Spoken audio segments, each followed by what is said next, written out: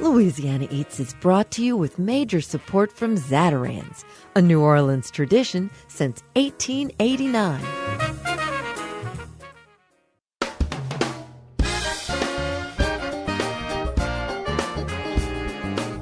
From WWNO New Orleans, this is Louisiana Eats. I'm Poppy Tooker. What do wine, beer, and cocktails have in common? They're all liquid, and water plays a part in each of them. On this week's show, we'll hear from Andrew Nations of Shreveport's Great Raft Brewery about the water there. And then Bruce Cakebread of Cakebread Cellars talks about the lack of water there. And then we'll make some ice cubes with water and hear from the Washington Post's award-winning columnist Jason Wilson about how he combines a life of cocktails and travel writing. We're very fluid on this week's Louisiana Eats.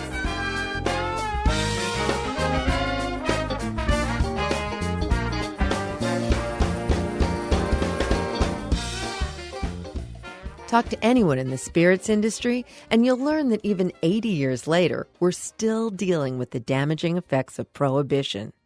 As little as 2 years ago, brewers in Shreveport were still trying to deal with restrictive local laws that dated back before Prohibition. We met City Council Representative Jeff Everson outside of Herbie K's in Shreveport for the lowdown on how Shreveport breweries got caught up with the rest of the state.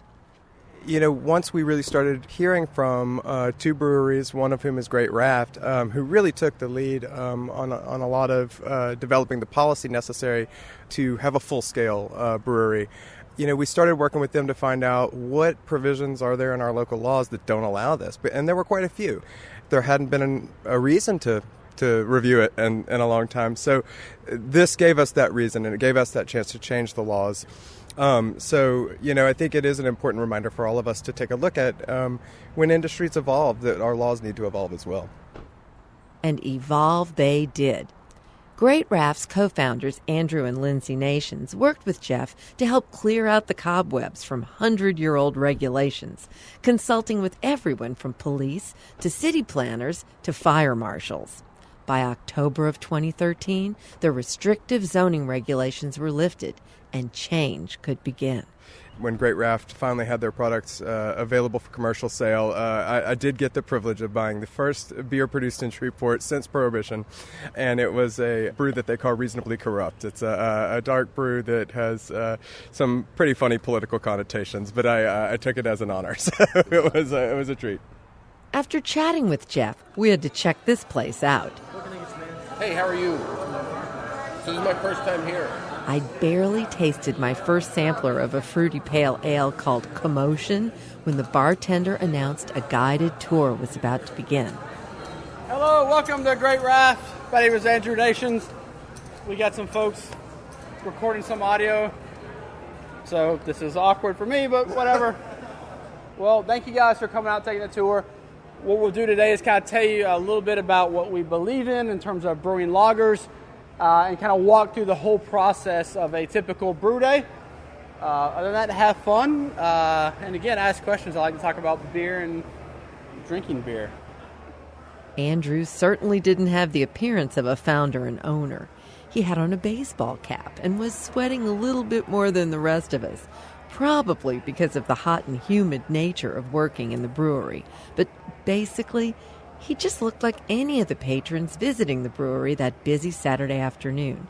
There were twice as many people lining up for samples in the adjacent tap room as there were on the tour. So the name Great Raft, for those of you who don't know, is a reference to the Great Red River Raft.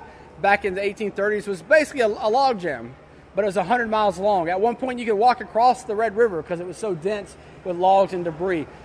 That log jam was torn down with snag boats by Henry Miller Shreve, Shreveport's namesake. This opened up the Red River as a waterway and led to a period of prosperity for the city. For my wife and I, we really wanted a name that resonated with locals and had something to do with local history beside, Lindsay and Andy's Lane Brewery. So that's how we came up with Great Raft. Andrew then explained that Great Raft is classified as a production brewery, which means they can only sell 10% of their production on site. He also explained what it means to be a craft brewery. The key words here are small, independent, and traditional. Small meaning under 6 million barrels a year. Independent meaning we're not owned by some massive conglomerate, Miller Coors, AB, some other out-of-country, out-of-state businessmen. It's just my wife and I and some other local businessmen that have a lot more money than I did. Traditional meaning we use traditional ingredients in all of our beer. We only add things in the beer that make it awesome and make it taste great, and for the most part, traditional. Andrew has a real affinity for German beers. So if you're familiar with Schwarzbiers, the black beers with a chocolatey flavor, or light pale ales from the Spaten Brewery, then you'll like Andrew's palate. You won't be alone. Within their first 3 months of operation, Great Raft exceeded their expectations for the entire first year. We're just trying to keep up at this point. We're making lager. It's not a fast turnaround. It's not as bad as bourbon, but it's still about a month, right? We can't rush that. The beer has to taste the same way every time you have it, but it's a struggle to keep it with Shreveport. We're very grateful to be working as hard as we are. We're expanding, and we'll get there. Andrew makes about 700 gallons of beer every time they brew, about 40 kegs worth. In his pursuit of quality, he sources the finest ingredients from around the world, but has to use local water to produce his beer. Let's talk about Shreveport water. So Shreveport water is crap. If you guys don't have a Brita filter, please go to Target, drop a 20, invest in your family's future. What that means for us is we have to control that, right? So we make light lagers. Like, again, that beer has to taste the same every time you try it. So we use a process called reverse osmosis. What does that mean? The reverse osmosis process strips out the mineral content of the water, allowing Andrew to mimic the flavor profile of any water from around the world. Dublin, Portland, Asheville, San Diego. If I have a water report, we have that flexibility. So we have different water profiles for our lager, different water profiles for our hoppy beer. But ultimately, in a nutshell, what it means is great control, right? We can control our water regardless of what the city's doing. The algae bloom in the summer, it just gives us that control, and we really need that for doing light lagers like we do. On a typical brew day, the head brewer will arrive around 8, and once the water reaches the proper temperature for brewing, he'll drop milled, malted barley into a mixer. Here's what happens next. So think about it this way. All we're trying to do in the mash mixer, we're converting the starches to sugars. So if you think about it, we've just added really, really hot water to this malted barley. It's a cereal grain, right? It gets kind of mushy, kind of like oatmeal. Well, I don't want oatmeal. I need somewhat clear sugar water. At this point, it's called a wort, unfermented beer. The wort gets sent through a machine that separates the spent barley from the now flavored water, and it's on to the next step, balancing the beer. Let me get a sip of beer. Let's not get crazy here.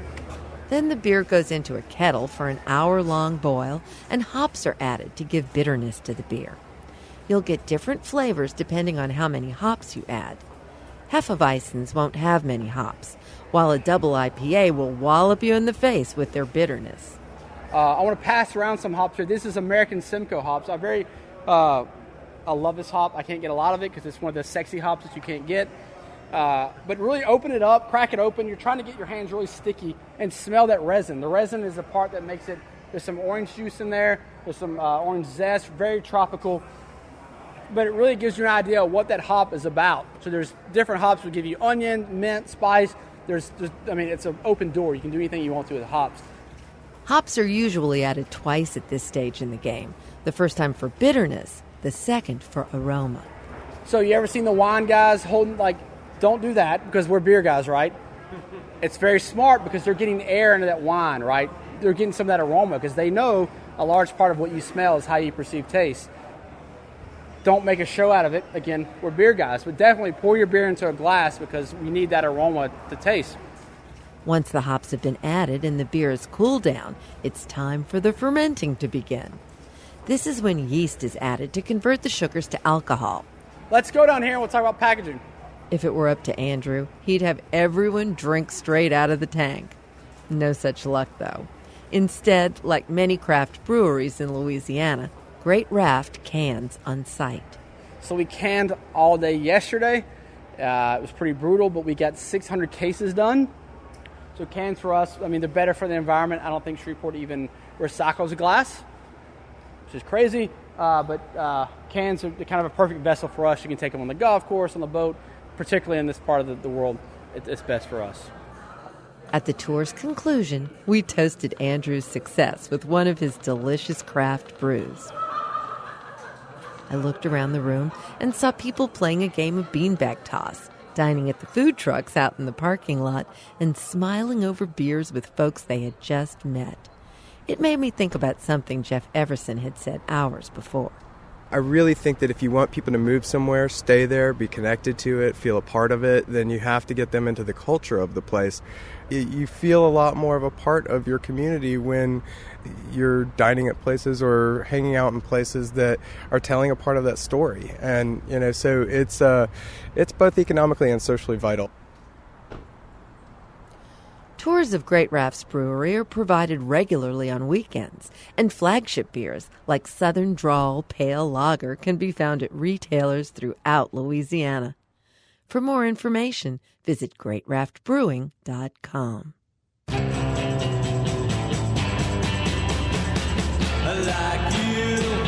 you're corruptible in everything that you do and everything that you don't do that you haven't done yet. A Great Raft beer makes a perfect pairing for a spicy bowl of chili. There's nothing better than chili to warm you up in the winter or cool you off in the summer than the effect of those spicy peppers. Scott Gold's here to talk about his love of the many types he's come across in his lifetime. It should probably come as no surprise that I have a significant history when it comes to chili. Ah, yes, good old chili. A big bowl of red. It's one of the finest single-bowl menu items on this side of creation. Growing up in New Orleans, there were always satisfying soups and stews to be enjoyed in the Gold House, from dark roux gumbo with chicken and sausage to a classic turtle soup au sherry made in the Galatoise fashion, and everything in between. And then, of course, there was occasionally chili. I didn't give chili much thought as a youngster in Louisiana. It just seemed like something Mom would throw together cheaply and quickly to feed a family of 3 boys and a hungry husband on the days she didn't feel like spending numerous hours in the kitchen. Chili was always good, but generally unremarkable, especially compared to other dishes Mama Gold was known for, like her inimitable crawfish étouffée and a chicken marsala that, to this day, I have yet to find an equal. As I became an adult, and then a food writer, chili somehow took on a larger place in my heart and in my life. As we've come to know it and love it, chili, or chili con carne rather, is actually an American invention. It's not easy to find a quality bowl of this stuff elsewhere, and when you do, it's rarely the heady, spicy, complex bowl of rich, meaty goodness that chili aficionados know to be the real deal. There's also the matter of meat and or beans. I generally prefer my chili in the Texas style, very meaty and without using beans as a filler. I will acknowledge the existence of vegetarian chilies, but that's about as far as I'll go on that score. To me, chili means meat. Most veggie chilies I've encountered are little more than spicy bean and tomato soup, more minestrone than good old American chili. And when it comes to the meat part, I'm a big believer in cheaper cuts of steak like chuck and round, and if not that, then lean ground beef. Ground turkey is fine, if uninteresting, but usually when I think of chili, I think of a big old steer and the cowboy who's going to ride and then eat him. That said, alternative proteins can be great as well, especially if you have hunters in the family who have plenty of venison on hand after a weekend in the woods, or moose, caribou, even wild boar. The single strangest chili I've ever encountered was, in fact, one of my own design, a spicy tequila-spiked rattlesnake chili I cooked while doing research on a book I was writing about all things meaty and delicious. All I can say about that experience can be summed up thusly. Make sure you poach your snake and remove the meat before putting it in your chili pot. Otherwise, you'll wind up with a bowl filled with hidden snake ribs and fragments of spinal column, which might put your dinner guests off their appetite a bit. Then, of course, there are the extras. A great bowl of chili shouldn't need anything extra piled on top to make it satisfying, but let's be honest, Fritos pretty much make everything better. Not to mention sour cream, green onions, shredded cheddar, and an extra hit or two from the hot sauce bottle. Oh, and beer. Definitely beer. Chili also makes an outstanding breakfast, by the way. Throw a couple of fried or poached eggs on top of your Texas Red and boom, you've got a killer start to the morning whether you're headed off to rustle some cattle or just on your way to a desk job. Above all, though, just make sure that some hot chili peppers are involved, because everybody knows the chilies in your chili will always keep you from being chilly. That was food writer and native New Orleanian Scott Gold. His Food Porn Fridays column can be found each week at nolavie.com. What wine should you use for cooking? Stay tuned, and we'll answer that question when we come right back.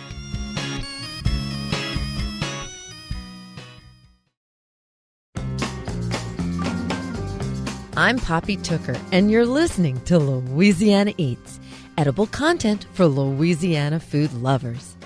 Louisiana Eats is brought to you with major support from Popeye's Louisiana Kitchen and Zatarain's.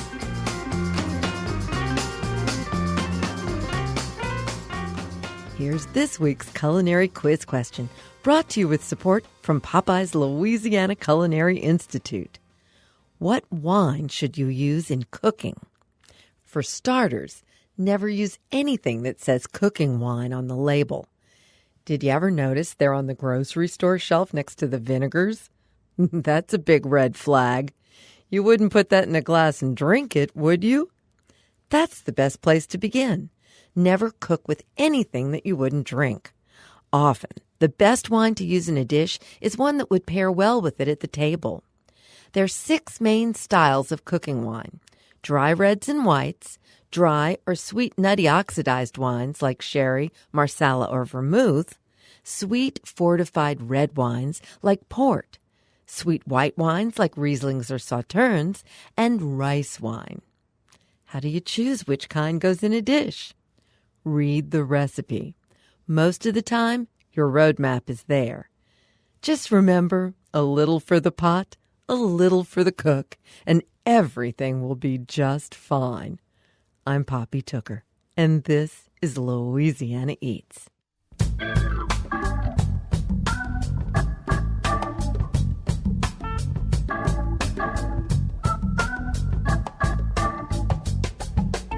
So I'm Bruce Cakebread, president of Cakebread Cellars. Within Napa Valley, 95% of the wineries are family-owned. Some are very, very small or, independently owned. But what's the strength about family-owned businesses, whether you're making wine or widgets, is, they will go to the nth degree to make sure that they're doing the best product out there.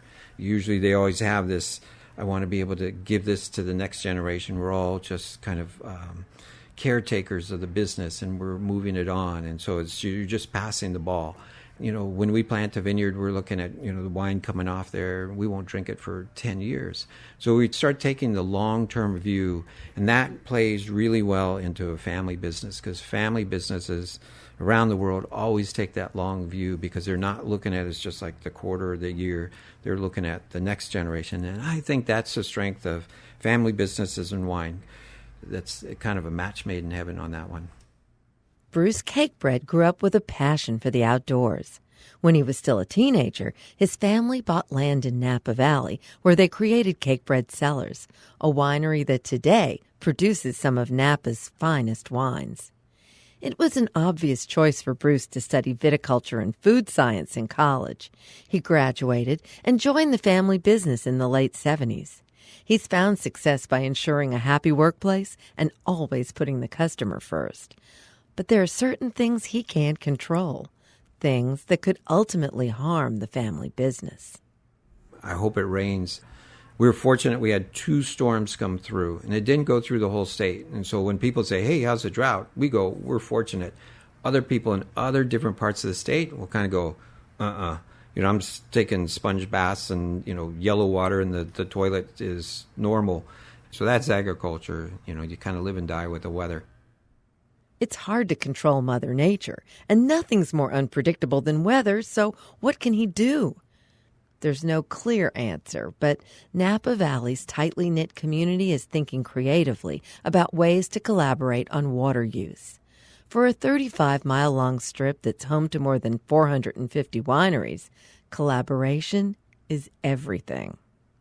We sponsored a fermenter over at UC Davis. It's a research fermenter. It's a 2-ton fermenter.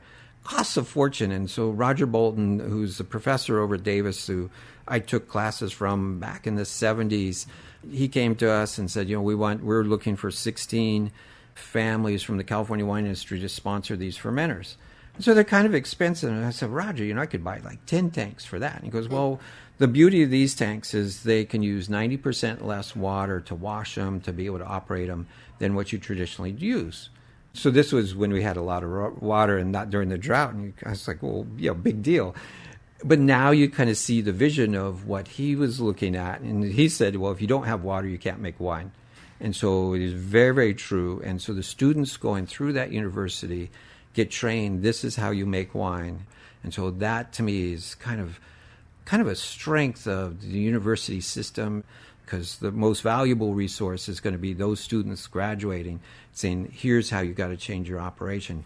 Because, we're old codgers, and it's like, well, this is the way we've always done it. But they're going to bring new ideas, and that to me is really, really important, so that we can learn to say, oh, okay, there's another way. That's so visionary, because it's so vital to be open to what's coming next and to encourage that. You really blew me away when we were out in the wine fields the other day, in the vineyards, and you began to talk about all of the various efforts that you all are making, from parking lots to reservoirs, when it comes to addressing the water situation. What are you doing? So we start out with the river restoration. So it's the landowners up and down, all banding together, say we want the river to go back this natural way. And so, of course, in Napa Valley, we want the healthiest river in all of North America to be in our middle of our valley. And so it's not government regulators, not regulations being put down. It's the landowners saying, hey, we want this. So then you kind of start stepping back and saying, well, what's running into that creek and into the river? And so it's going to be runoff off our parking lot. And so then I got this weird idea, and actually from a gentleman down at LSU. He was an inspiration of, hey, you guys can do this and this and this. And it's trying to use every square foot of that parking lot a couple different times. As we've developed, we're creating like a 3-acre kind of biodiversity island within the middle of Napa Valley, because you drive up and down Highway 29, you see grapes everywhere. And so we're going to be that island where the birds can come, the bees can come, and be able to have that island and keep Napa Valley healthy in our little Oakville, Rutherford region, because we'll have that biodiversity. And so that's a pretty exciting and kind of a journey that kind of you start putting in all these pieces together with the research fermenter to reduce the water, having a natural river, and then being able to say, well, we want to make sure everything that comes off our footprint is clean that goes in that river. It's just all these pieces that kind of come together. And so we're pretty excited about it. Well, when it comes to natural resources, one of the ones that you're sitting on right here is that you have a natural underground water well. Mm-hmm. There's water there. Tell us about the water that exists already here. So what we've done is the county and the landowners got together and said, here's what's going on with our wells, the groundwater, how much we're pumping, all that information. We gave it to a groundwater advisory council committee that the county ran, that anyone who wanted to participate could participate. So we have, like 15 wells up and down the valley floor. Some people think it's top secret. We think it's information to be shared, because we're all putting our straws in the same kind of bowl. And so if that bowl goes dry and we don't know about it, we're all in the same boat. If we can understand how that groundwater operates, then we're all in a little bit better situation. And so Napa Valley is very fortunate because we have the two hillsides, the Mayacamas and the Vaca. So all that water runs down, and we're sitting in this basin. And so the study that they did this past year is the groundwater up and down the valley floor hasn't really moved too much. The next study is to say, well, what's going on up in the hills? Because they don't know. And so that's the next study, is to get people who have wells up in the hills to say, hey, what's going on? It would be much more difficult because the rock is all fractured, and what might happen over here might be different there. So it's not like the valley floor. But if we don't collect the information, you're like running down a tunnel with your eyes closed. So it's not a good way to make a decision. And what we found in Napa Valley on all the different challenges, whether it's hillside ordinance, winery definition, traffic, if we have good data, we can make good solutions. If we just have opinions, usually things don't work out so well. And so one of the things we've learned as a community, come up with good data and, let's measure it, and then we'll figure out this is the best solution for the community. You have been changing some of the patterns of your planting when you're planting new vines, and you all are changing some of what you've been doing with the planting. You're absolutely right, because we're looking at row directions to get the sunlight to come more evenly on the fruit instead of all on one side in the morning and all on the other side in the afternoon. So this is kind of a knowledge that we've learned over these 40 years. And so you take row direction, you take how we do our canopy management, you're adding all those things together. And what it's going to come up with is, I think, just like UC Davis came up with this research fermenter, I think there's a vineyard of the future that is very, very different than what you see, stakes in the ground and wire and all that type of thing. You take all the new technology that's going on, and people always think that it happens in the winery, but there's more new technology going on in vineyards and agriculture, just not vineyards, but agriculture in general, to be more efficient, to get higher quality than what's going on in the wineries. And the wineries, quite frankly, we're making our wines very simply, because if you get good grapes, I think the process goes simply there.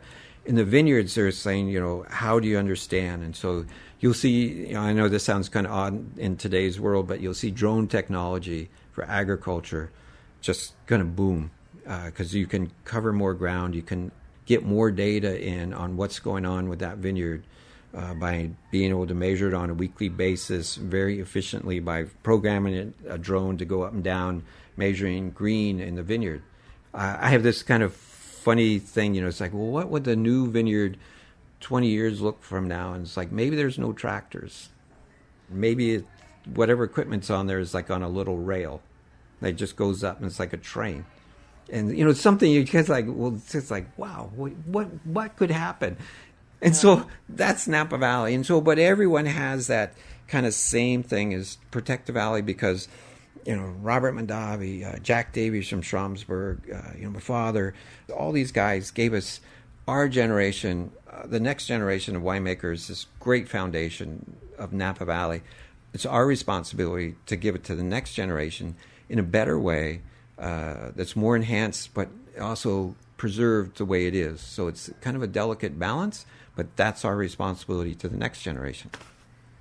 Thank you, Bruce. It's wonderful to talk to you, and it's really wonderful to get to know you and your family right out here in the vineyard. Thank you. Great. Thank you very much. Thanks for making the time.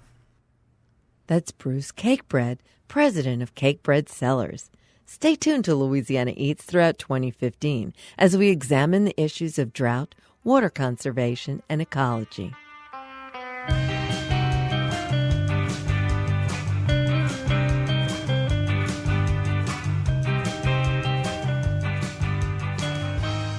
Julia Child's name came up twice recently. Once in a cooking class, when a visitor from Paris told me she'd learned to cook from Julia Child's famous tome, Mastering the Art of French Cooking.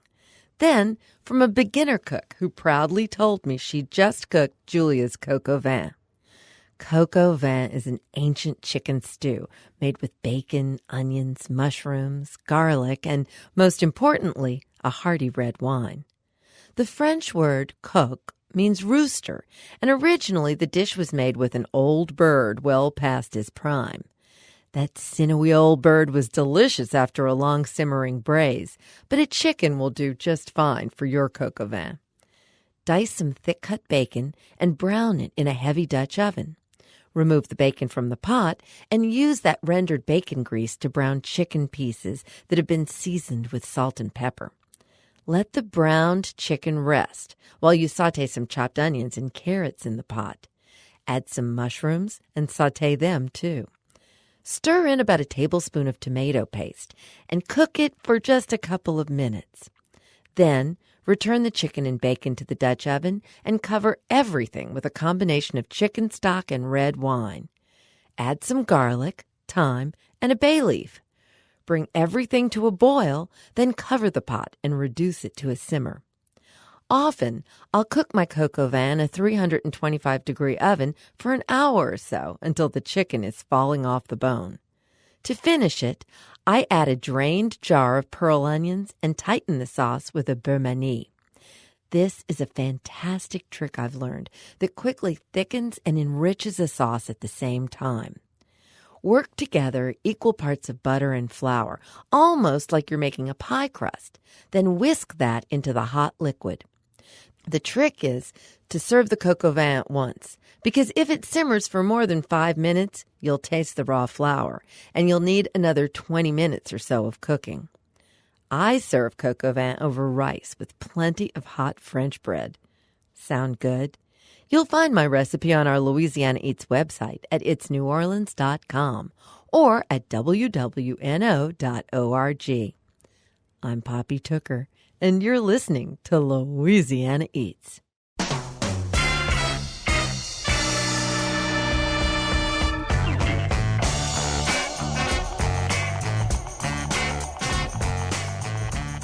Registered dietitian Molly Kimball is always full of fun ideas to improve our lifestyle in delicious ways. Molly, welcome to Louisiana Eats. Oh, thank you so much for having me here. What are we talking about today? Oh, I think it's most people's favorite topic, wine. Wine.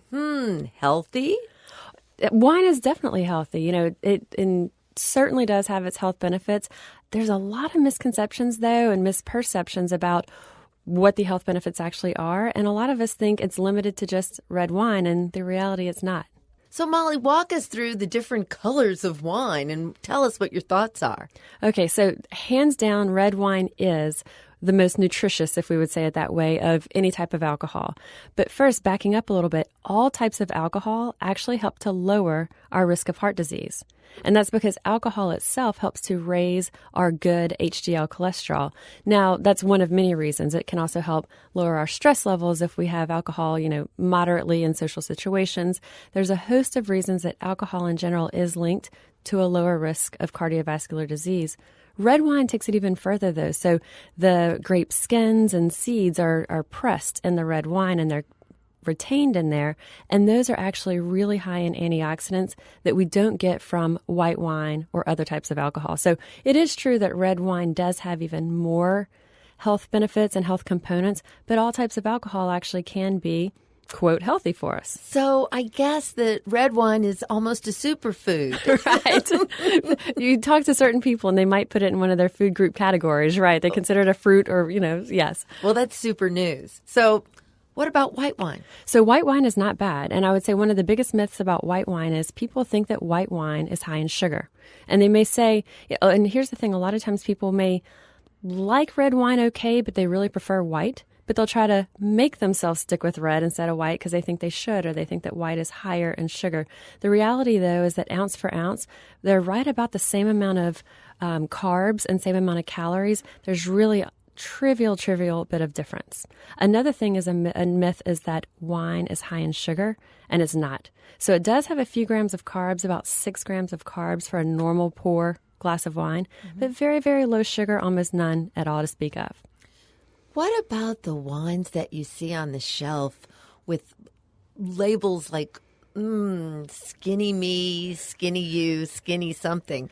Is one wine really skinnier than the next? Well, here's the thing with any of those skinny drinks, almost always the way that they are lower calorie is because they're lower in alcohol content. Oh. So if you don't mind a watered down margarita, wine, whatever else it might be, that's fine. And for a lot of people, that can actually be better, not only from the calorie perspective, but also if you're at an event where you're going to be having multiple cocktails or drinks throughout that event, it's a good thing maybe to have that lower alcohol content. But that's usually how those drinks are going to have fewer calories, is lower alcohol. There's a lot to be said for those slowly melting ice cubes right. in the glass. Exactly, too, huh? exactly. So, and it is all, when we talk about what moderate alcohol intake is, what's defined as moderate is not more than 1 a day for women, 2 for men. And in New Orleans, that's not an easy thing for a lot of us to do. So No. It is kind of finding out what works for you. So if you know that you're someone who tends to drink things quicker, then we're going to need to add, maybe if you're having regular wine and not one of those skinny types of wines,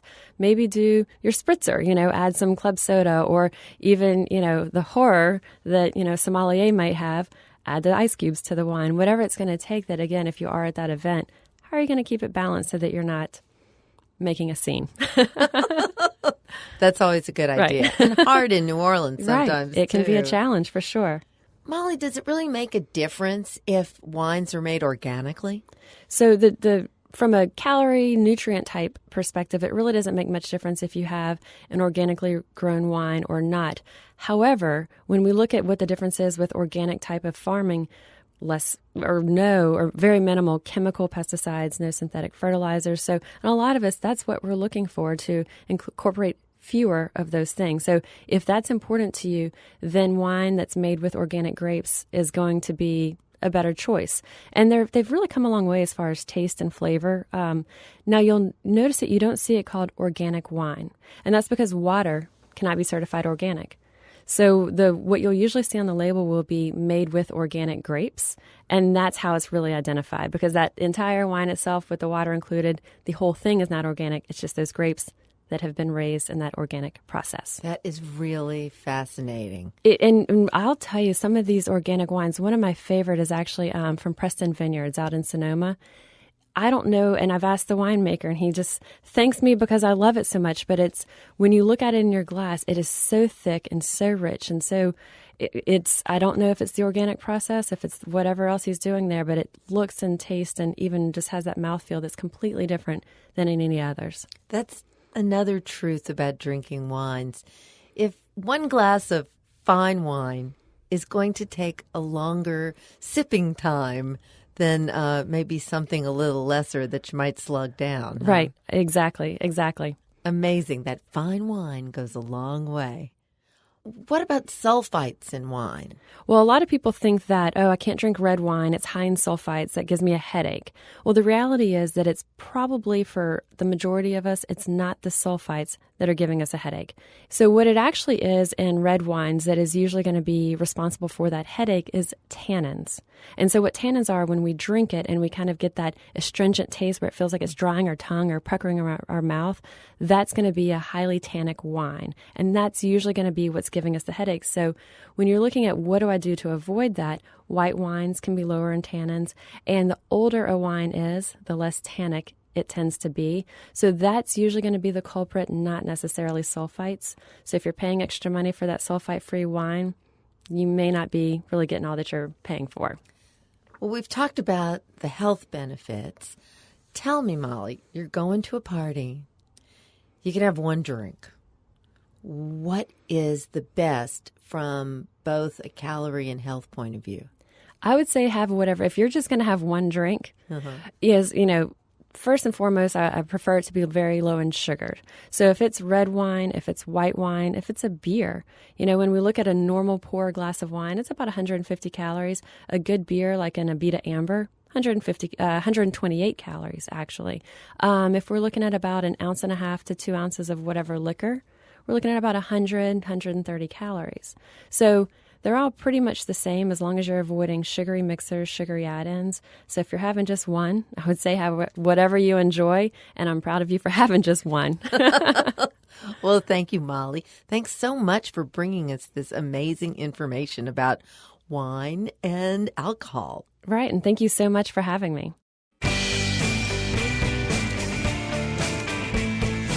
When we come back from the next break, we'll meet Jason Wilson and learn exactly what a peanut Lolita is. Stay tuned.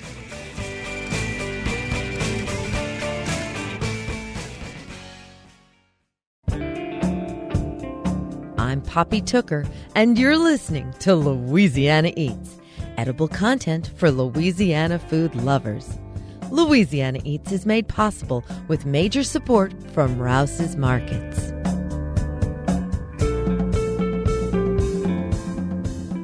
Jason Wilson is a man of many talents. His resume includes work as a travel writer, journalist, teacher, and restaurant critic. But Jason's probably best known for his award-winning drink column in the Washington Post. Here's Jason Wilson about cocktails and his career. If I had tried to have this life path, I think it never would have happened, right? Because what I originally wanted to be was a novelist, the great American novel. And I went to, MFA school and spent many years trying to write what was probably the worst novel of all time. And abandoned that as one Yes, must. as Yes, one it must. was one must. And I thought, travel writing, well, okay. As a younger person, I was traveling to, I guess more edgy kind of places, right? And as I got older, I thought, well, really what I wanted to do was go to Italy, right? And write about Italy, right? I think like my whole trajectory of travel writing was I wanted to write about Italy, but like the magazines would never give me an assignment about Italy. They would give me an assignment about Haiti or Nicaragua or Iceland. So, I think that path leads one to, food writing. Food writing leads to wine. And I've always been a great spirits enthusiast, so that led to spirits writing, Though Jason never did get to write the great American novel, he cleverly combined cocktails with travel writing in his 2010 book, Booze Hound, on the trail of the rare, the obscure, and the overrated in spirits.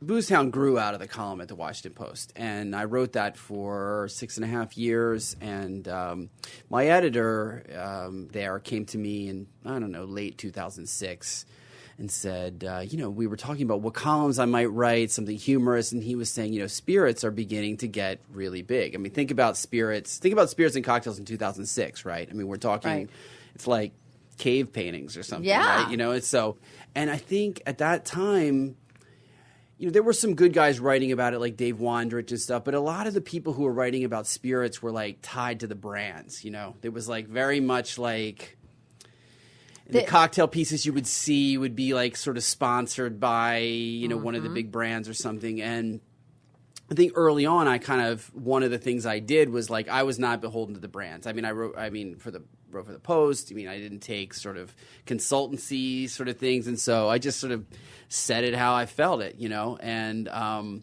when Booze Hound came out, there was one of the big liquor companies, one of the big conglomerates, offered me a very, very lavish book tour, and right. I mean, but I think what always protected me with that is that the Washington Post, like a lot of good newspapers, has a very strict ethics policy, right? Yes. So there's only so much you can do, right? There's just so much money in this industry. It's crazy money. And so you can see why, like, it's taken so long for really, like, drip by drip, like this craft cocktail movement or craft spirits or whatever. It's just... I think it's different than wine. Like I write about wine a lot too, and wine is a lot of there's big producers, sure, but like I think the backbone of wine is like family producers, right? I mean, and so I don't know. My relationship with the big brands is I'm not a hater. I don't, I think too many people are haters. Like, look, there's a lot of bad craft spirits, just like there's a lot of bad big brands. I mean, it's. And there's a lot of great. It's just an exciting time to be drinking. Yeah, exactly. Right. Yeah. Well, a lot of people that do similar travel, food, and drink writing become very lofty about it and really almost snobbish. And I see you as the antithesis of that. And, I think Booze Hound is, the hardcore evidence. And in Booze Hound, you chronicle what is called the rare, the obscure, and the overrated in spirits. I'd like you to tell me what's overrated in spirits. Overrated. Yeah.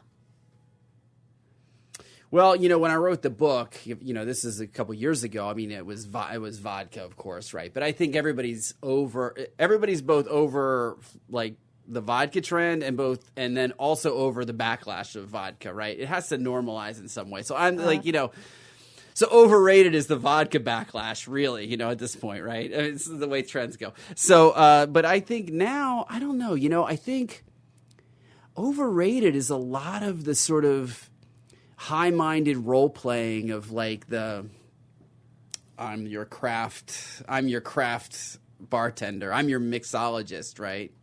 Yeah. I'm your coctologist, right? Whatever, Yeah. it's sort of like, I think that is overrated at this point. And you see a lot of your really good bartenders are getting back to like very simple menus, like taking something like the gin and tonic and making it interesting, or taking something like, I don't know, just like an old fashioned, getting back to sort of the basics.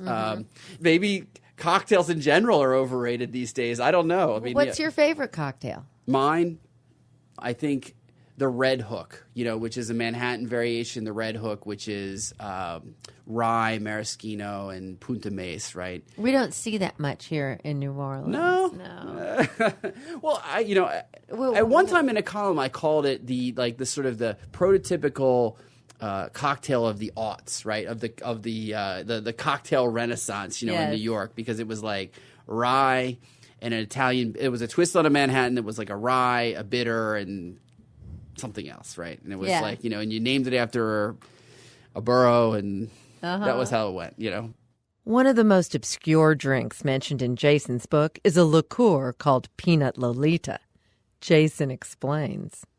Peanut Lolita was found. I have to credit my brother Tyler with finding Peanut Lolita, because we played this game for years called Liquor Store Archaeology, and we would scour the dusty corners of these old school liquor stores, in Jersey or whatever. And he found this bottle called Peanut Lolita, and it is a sort of it's a peanut liqueur. It's peanut whiskey liqueur. Mm-hmm. But the trail sort of runs cold, and we did some digging, and it was I guess it was launched in the 70s, and the strange historical fact of it is that Billy Carter, the presidential brother, Billy Carter, was the brand ambassador at the time. Of course he was. Yeah, and so Peanut Lolita is.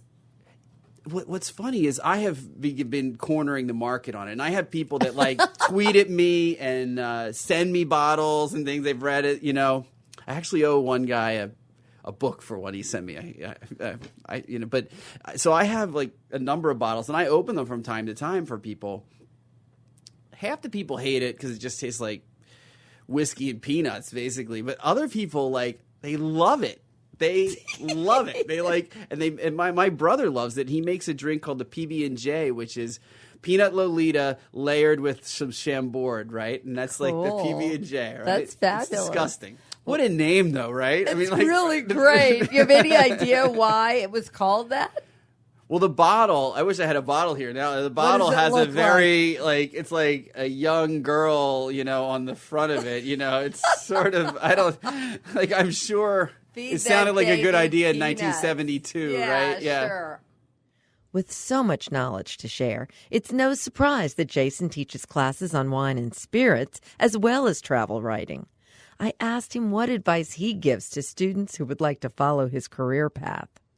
That writing is really hard, right? And that it's a very difficult thing. And if you want to do it, you have to be serious about it. And that's the thing. I mean, for all the joking and, lifestyle and this idea that maybe you'd walk around with a monocle and a scarf and an ascot or whatever, but it doesn't work. It's very hard work. Wine writing, drinks writing, food writing, travel writing.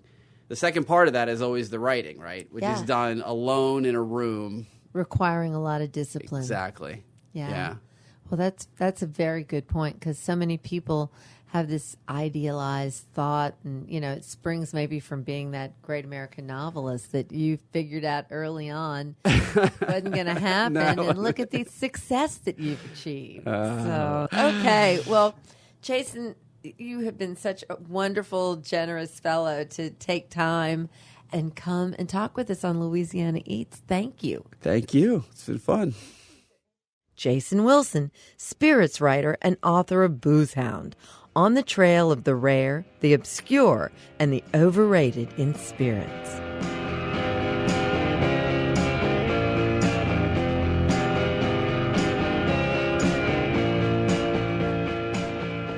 That's it for this week's edition of Louisiana Eats, edible content for Louisiana food lovers. Subscribe to our podcast, hear today's show, or catch up on previous editions anytime online at itsneworleans.com. Louisiana Eats is made possible with major support from Popeye's Louisiana Kitchen, Rouse's Markets, and Zatarain's. Additional support for Louisiana Eats is provided by Dickie Brennan and Company.